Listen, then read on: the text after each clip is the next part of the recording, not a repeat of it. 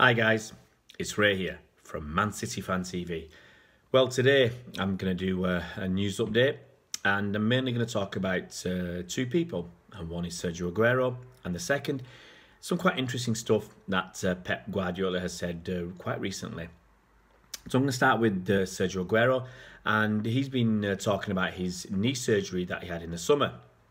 Now, he said he's had some discomfort for many years in the knee, and he opted to have surgery in the summer. And, let's look at what he said. It all comes from discomfort in my knee. I had been suffering for a long time. I had a lot of medical treatment and physio here at the club, and then at the end of last season, I decided for surgery before the World Cup. Luckily, things are going well for me. Pep Guardiola is happy. I try to help the team and be the first one who starts the pressing. Now I feel much better. I can do it more consistently. Well, that's absolutely fantastic news that Aguero's feeling no pain in his knee anymore. I don't know how long that's been an issue. But as I said earlier, quite early in the season, he looks hungry. He looks as good as ever. And I'm sure he's going to score a hatful of goals this season. And fingers crossed he can get through the season injury-free. Get something. And if he can play most of the games, I'm hoping he can get to 25, maybe even 30 league goals this season. That would be incredible, absolutely fantastic. I think he's a top goal scorer at the moment. He's got 8 goals in 12 league games. It's a very, very good return, and it keeps on going like that. We're going to be there or thereabouts in the league. One thing I have noticed though is that Pep seems to be taking him off quite early in games, 60, 65 minutes, something like that. I've got no stats to back up my suspicions, but that's my feeling that is that Sergio has been taken off early in games. Now, obviously got no idea what the reason is. Is it to rest him? Is it to... is he just going to play 60, 70 minutes in games and that's it? Obviously that you can think that's going to prolong his career, but he's only, 30 years old? But it might be beneficial to him. It might be Pep wants other people to have more of an impact in the latter stages of games, like Gaby Jesus when he comes on. He's fresh and maybe that he'll have more of an impact. I'm not really sure.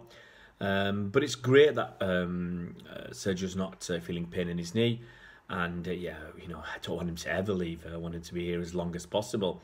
And if he can stay fit, another 2 or 3 seasons out of Sergio would be absolutely fantastic. Next, I'm going to move on to our manager, Pep Guardiola. I'll say it again, the best manager in the world. Now, he's been speaking over in Liverpool, I think at the university, giving a talk there. And also, he's just done his press conference, so I'm going to combine the two and get the best bits of both. Now, whilst over in Liverpool, he talked about the English Premier League and how hard and difficult it is, and comparing that with other leagues and himself as a manager. And this is what he said. England poses a unique challenge. It's the toughest one. For the amount of games, for the weather, the referees saying play, play, play. There are many contenders. No other country has that. I'm a better manager now than I was at Barcelona and Bayern Munich. It's the most unpredictable league. The people are crazy here compared to other countries, and it's good. Pep also talked about potentially becoming an international manager sometime in the future. Now, there were very strong rumours, I think it was back in the summer, that Argentina wanted him. I said at the time there's no chance that he's going to go. And I think even over in Argentina, they said they just could not afford his salary. So, he needed to really want to go, and they needed to really be able to pay him. And I don't think either of those circumstances were true in the summer. So you might get a little bit worried, that Pep's already looking to the future. But from today's press conference, it was very interesting what Pep said when he was asked about becoming an international manager. I have a contract here, and I don't deny if things are going well that I could extend my contract here.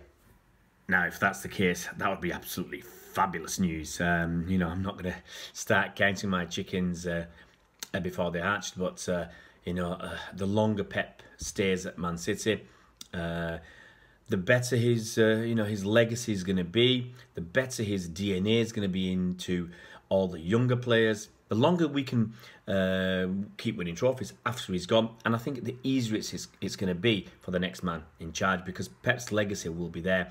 You know, if he stays an extra, you know, even if he just extend his contract by another year, if he's here for 6 or 7 years, it's going to be an amazing time. You know, it's only his 3rd year so far. So, you know, let's not get greedy. Let's not, you know, get foolishly, you know, count our chickens. Let's just see what happens and just enjoy it while he's here. You know, don't take anything for granted. Also in the press conference, Pep said that Bernardo Silva is out for this weekend's game against West Ham, as suspected. And it's quite possible that he's not going to be available for Lyon either, because that's only on Tuesday evening, so it's not really that far away. And he also talked about Benjamin Mendy. Now, he's had an operation on his knee, and he said he's likely to be out for 10 to 12 weeks. Now, I've already seen some people on Twitter panicking, being really worried, and say we need to buy somebody else. You know, in January, we've got no choice. And I just say calm down, just hang fire. And it's a 10 or 12 week recovery period. It's already started that recovery period now. You know, if it goes to the full 12 weeks, we're looking at towards the end of what? We're in November now, so we're in December, January, end of February. So I'm expecting Mendy to actually be coming back, possibly training with the squad early in February. Now, January is the transfer window, so we can't do anything for the next 5 or 6 weeks anyway. So let's just see how his recovery goes. Let's see how Zinchenko and Delph get on. You know, how they do for City, playing at left back, and then start making decisions in January. You know, we'll have to decide. I'm sure we've already got eyes on a few people, but it'll have to be in January. Then we'll see how Mendy's coming on with his recovery, and by the towards the end of January, we'll know if Mendy's going to be available early or mid-February. And if he's recovering slowly or he's had a setback, it may be that we go out into the market. But as I said, once again, it's going to depend on where Zinchenko is. I suspect Zinchenko will stay. He won't be looking for a move, especially if Mendy's not available. Zinchenko knows he's going to play. And anywhere he goes from City is going to be a step down. And so I think he wants to stay here as long as he can. And so we'll see how Zinchenko and Delph are doing. I don't need to rush into the transfer market just yet. And you know, and find out that early February you end up with 4 people who can play left back, and you know you got someone who's just not going to get any game time, and a new left back. You know, where would he be? Where would he fit? Would he fit in above Zinchenko and Delph, or would he be behind? It's crazy for us as fans to be worried about it. Just, you know, we did quite well last season without Mendy for most of the season, so let's just see how it goes. And the last item for today's news, that City have bought a 14-year-old kid from Millwall called Darko Gyabi. Now, he's supposed to be a box-to-box midfielder, only 14 years old, as I said, and we paid $300,000 for him. And he's been playing last season with the Millwall under-16s, so he's been playing 2 years above his level. Now, that fee, as I said, is $300,000. It could rise to $1 million. And that, for a very, very promising kid, is as cheap as chips. You know, and it's part of City's strategy, buy these kids in. And even if we end up paying $1 million for him, I suspect a lot of the kids that we're buying cheaply are going to be worth several £1 million. And it's a shame for Millwall, because, you know, what's the best they can get is £1 million. And it might be that in 4 or 5 years' time, this kid leaves City and we sell him for 10 million. We might have paid $1 million in total. We sell him for 10 million quid, and we're making the big profit. And poor old Millwall really aren't. They're just getting, you know, at the best they can get is £1 million.